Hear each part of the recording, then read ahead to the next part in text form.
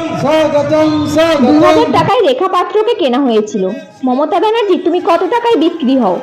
তোমার হাতে তো 8 লাখ টাকা গুজে দিলে একটা চাকরি দাও, তোমার হাতে 10 লাখ টাকা গুজে দেয়, দিয়ে রেশন হা হয়ে যায় অন্য দেশে।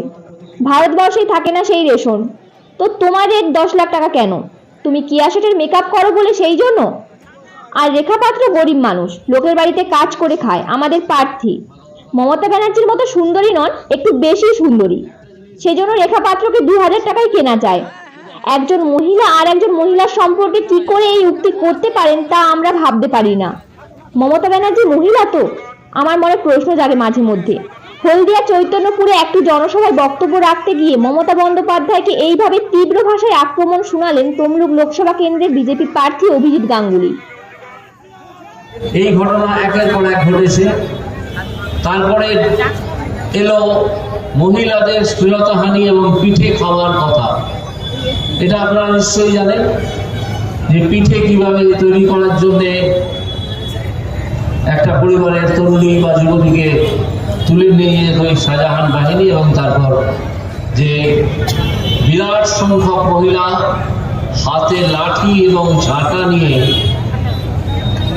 সন্দেশখালী থানার সামনে অভিযান করলেন এবং সেখানে অবস্থান করলেন। আজকে তৃণমূল বলছে যে সব মিথ্যা। 2000 টাকায় রেখাপাত্রকে কেনা হয়ে গিয়েছিল। 2000 টাকায় রেখাপাত্রকে কেনা হয়েছিল। মমতা ব্যানার্জি, তুমি কত টাকায় বিক্রি হও? তুমি কত টাকায় বিক্রি হও? তোমার হাতে তো 8 লাখ টাকা তুলে দিয়ে একটা চাকরি দাও, তোমার হাতে 10 লাখ টাকা গুঁজে দেয় এবং দিয়ে রেশনকে হাওয়া করে দেয় অন্য দেশে। ভারতবর্ষেই থাকে না সে রেশন, তো তোমার 10 লাখ টাকা কেন? তুমি কিয়া শেঠকে দিয়ে মুখে ফুলটিস করো, সেই জন্যে মেকআপ করো, মেকআপ করে বেরো। আর রেখা পাত্র গরিব মানুষ, লোকের বাড়িতে কাজ করে খায়। আমাদের প্রার্থী মমতা ব্যানার্জির মতো সুন্দরী নন, একটু বেশি সুন্দরী। তো সেই জন্য রেখাপাত্রকে 2000 টাকায় কেনা যায়। একজন মহিলা আর একজন মহিলা সম্বন্ধে কি করে এই উক্তি করতে পারেন তা আমরা ভাবতেও পারি না। মমতা ব্যানার্জি মহিলা তো, আমার মনে প্রশ্ন জাগে মাঝে মাঝে। তো এই মমতা ব্যানার্জির দল এখন ফেক ভিডিও ছেড়েছে, কিন্তু তারা কি বলতে পারবেন যে এই যে হাজার হাজার মহিলার থানায় যে অভিযান,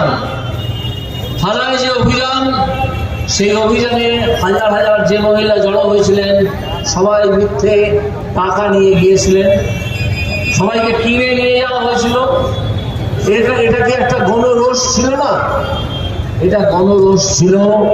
এবং এই যে ছবি আমরা টেলিভিশনে দেখেছিলাম যখন সন্দেশখালীতে আন্দোলন হচ্ছিল, যে হাজার হাজার মহিলা প্রতিদিন ঝ্যাঁটা এবং লাঠি নিয়ে থানার সামনে যাচ্ছে, এটাই সত্য।